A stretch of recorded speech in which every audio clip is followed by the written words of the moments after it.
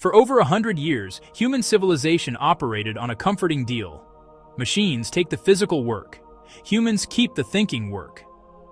When the cotton gin replaced the field hand, we built the accountant. When the assembly line replaced the craftsman, we built the programmer. When the call center moved offshore, we built the content strategist, the financial analyst, the legal researcher.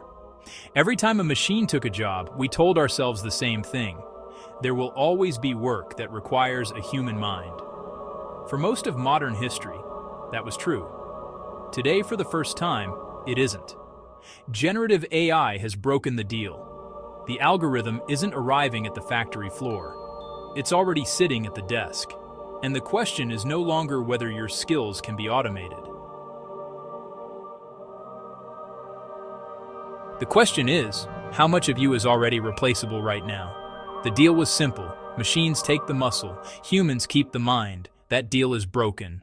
The human replacement economy is not a theory.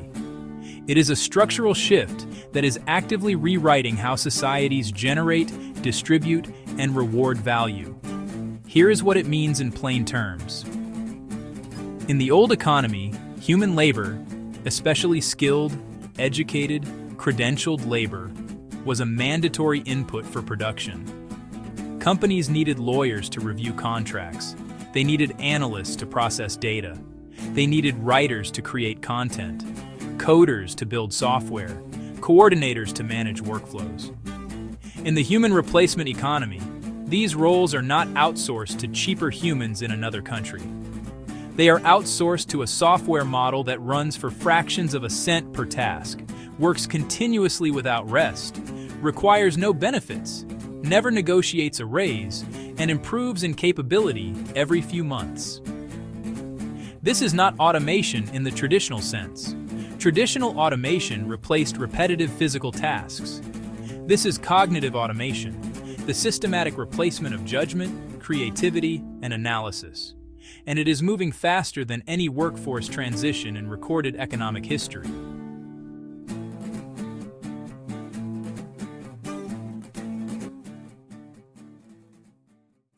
When a factory shuts down, it makes the news.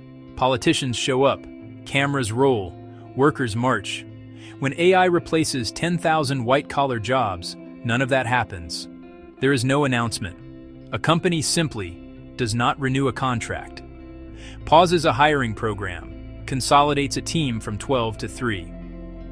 An entire department quietly becomes a single prompt and an API key. This is what makes the white-collar collapse so disorienting to live through. Consider who is being affected first. Junior lawyers who spent 3 years in law school are discovering that contract review, one of the primary entry points to a legal career, can now be done by AI with greater accuracy and in less time. Junior software engineers are finding that AI can write functional code faster than a new hire. Financial analysts at entry level are realizing that the data modeling they were hired to do can be completed in minutes by a tool their firm already subscribes to. This matters for a specific and devastating reason.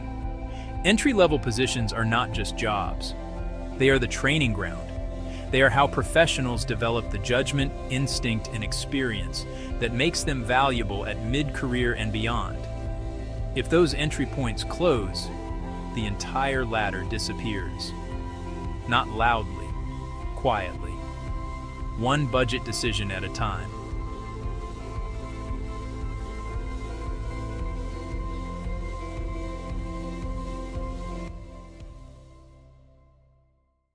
To understand where this leaves us economically, picture an hourglass. At the very top of the hourglass, a small, concentrated group of capital owners, AI engineers, and senior strategic decision makers. These individuals don't compete with AI. They own it, direct it, or operate at a level of complexity that AI currently cannot replicate. They capture a disproportionate share of the economic value that AI creates. At the very bottom of the hourglass, physical service roles, healthcare workers, tradespeople, construction workers, food service professionals, jobs that require presence, physical dexterity, and human judgment in unpredictable environments. Robotics is advancing, but these roles remain largely protected for now. And in the middle, where the hourglass narrows to almost nothing, that is where the professional middle class lived for the last 70 years. The administrative coordinators, the data managers, the mid-level analysts, the corporate writers, the financial associates, the marketing generalists. Not because these people lack intelligence or work ethic, but because the specific form of cognitive labor they were trained to provide is now available from software at near zero marginal cost. The hourglass economy doesn't eliminate work. It eliminates the middle of it. And the middle is where upward mobility was built.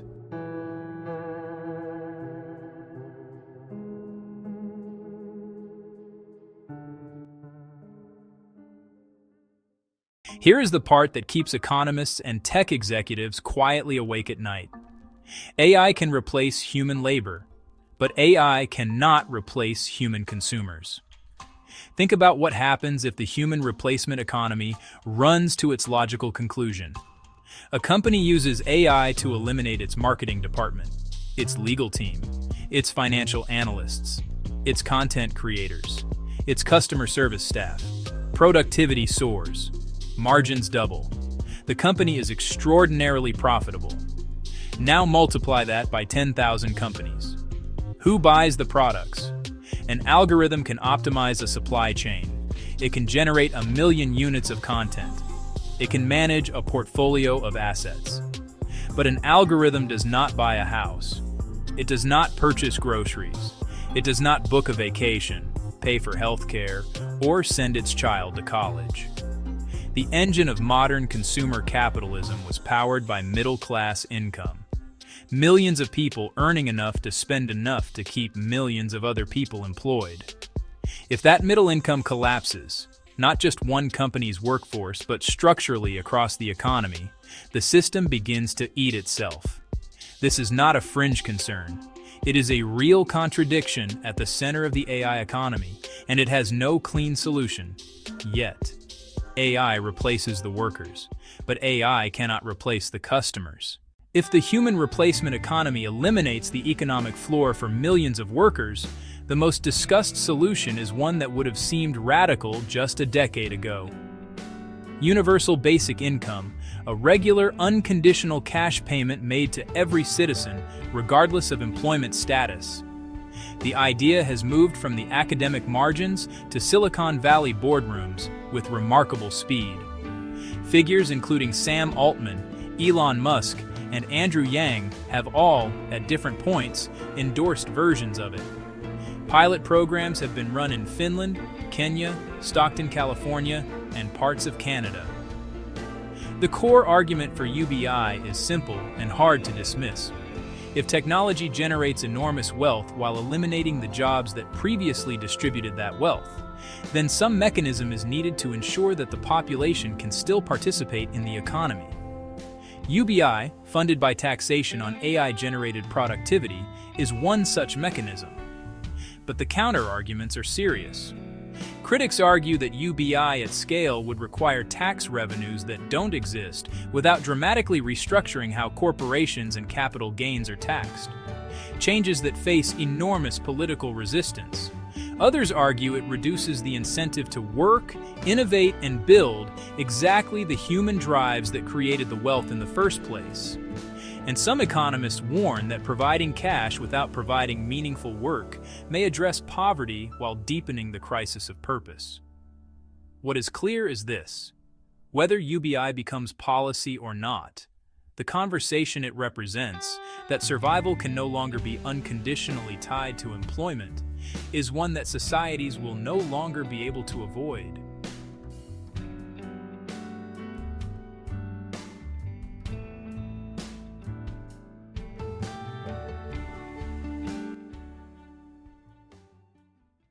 So what practically survives? This is the most important question, and the honest answer is more nuanced than either the optimists or the pessimists admit.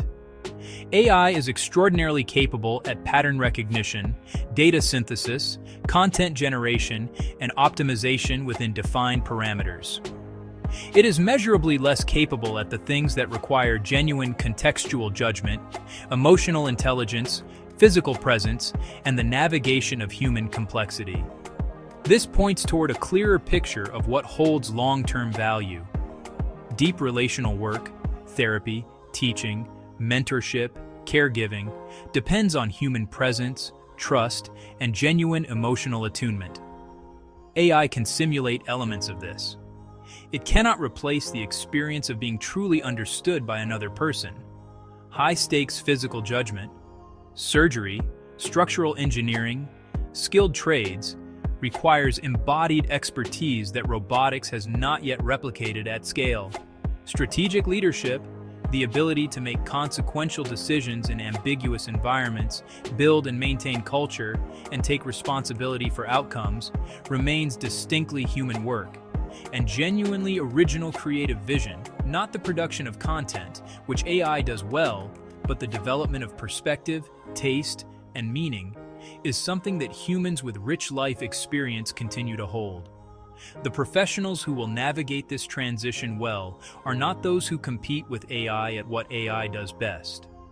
They are those who build the capabilities that make them essential partners to AI, and irreplaceable in the spaces where AI cannot go.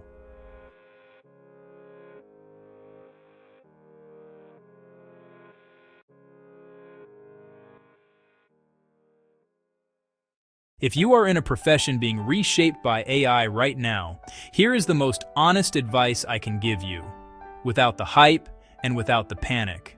First, learn to use the tools. Not because AI is your competition, but because professionals who use AI effectively will consistently outperform those who don't. Being the person in your field who understands what AI can and cannot do is a genuine competitive advantage, right now. Second, audit your work for what is irreplaceable. Look honestly at what you do in a given week.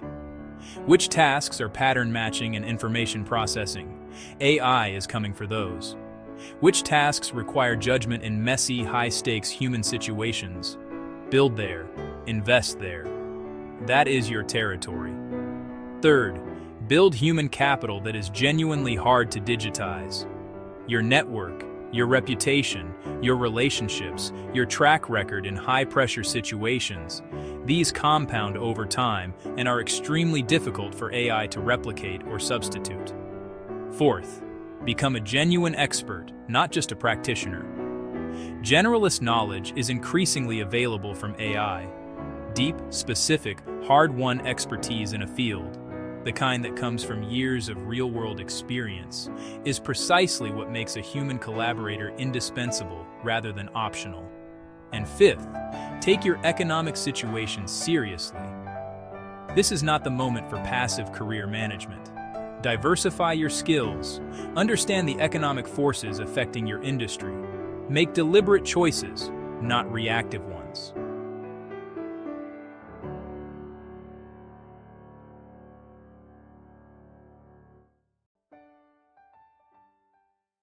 Every economic disruption in history eventually forces a deeper question than the one about jobs. It forces the question of meaning. For most of modern history, work was more than an income source. It was an identity. It was how we structured time, found community, felt useful, and experienced a sense of contribution to something larger than ourselves. If that structure is weakened, if the economy no longer needs your cognitive output to function, then the question becomes, what do you actually value? What does it mean to live a good human life if being productive is no longer the organizing principle?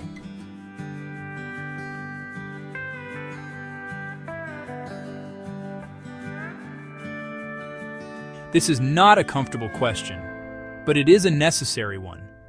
Because the risk of the human replacement economy is not only economic poverty, it is a crisis of purpose. A generation of educated, capable people who are economically sidelined and don't know what to do with their intelligence, their energy, or their time. The societies that navigate this transition well will be those that develop new answers to this question. That value caregiving, creativity, community, and inner development, not just economic output. And the individuals who navigate it well will be those who have thought honestly about who they are beyond their job title and what makes their life meaningful beyond their salary. Those are not questions that artificial intelligence can answer for you. They are yours.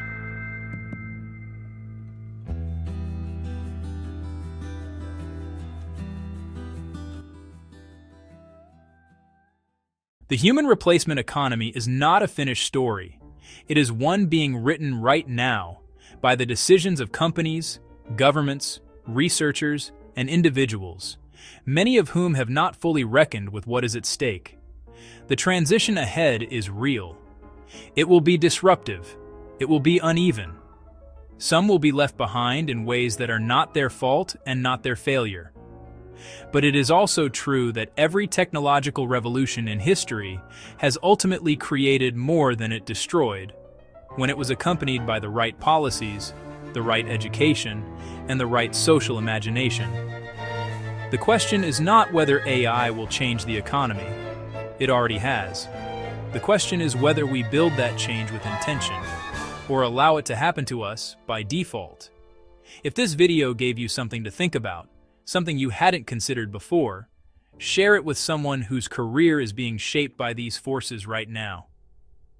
The conversation needs more people in it. Subscribe for more clear, serious thinking about where technology and human life intersect. And whatever comes next, stay informed, stay intentional, and don't let anyone else write your story for you.